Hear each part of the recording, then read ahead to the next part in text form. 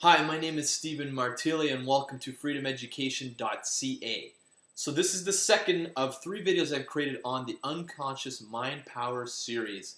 And you guys are going to just love this. I've just come across this and Bruce Lipton, he wrote a book called The Biology of Belief. And Bruce has a real interesting theory about how hereditary patterns and genes work. So let's talk a little bit about that. So Bruce did some research, and it was actually in the 60s. He did it a long time ago. And what he found is that he took 3 identical genes, and he put them in 3 different petri dishes. And he allowed the cells to grow. And as they were growing, he noticed something really interesting. He noticed that in one petri dish, the cells created bone cells. In another petri dish, the cells created muscle cells. And in the last petri dish, the cells had created fat cells. And so what he concluded was that it wasn't the genes that created the cell types, it was the environment. In other words, the petri dish.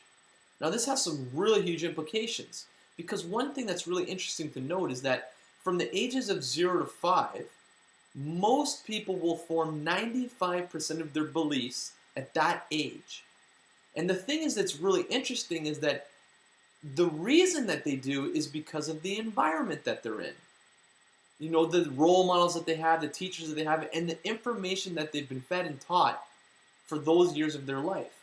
And the reason that it's from the ages of 0 to 5 is because during that time, a child is at a frequency, a brain frequency that's most open to accepting new information to download into its unconscious mind.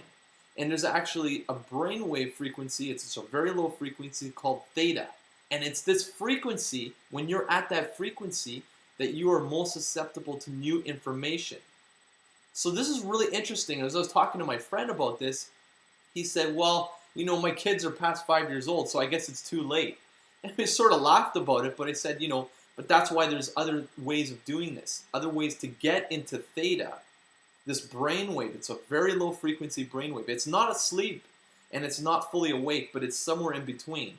And when you get into that state, you can reprogram your mind. And that's what I want to talk to you about in the next video. So check it out. It's coming really shortly. My name's Stephen Martilli, and we'll talk to you soon.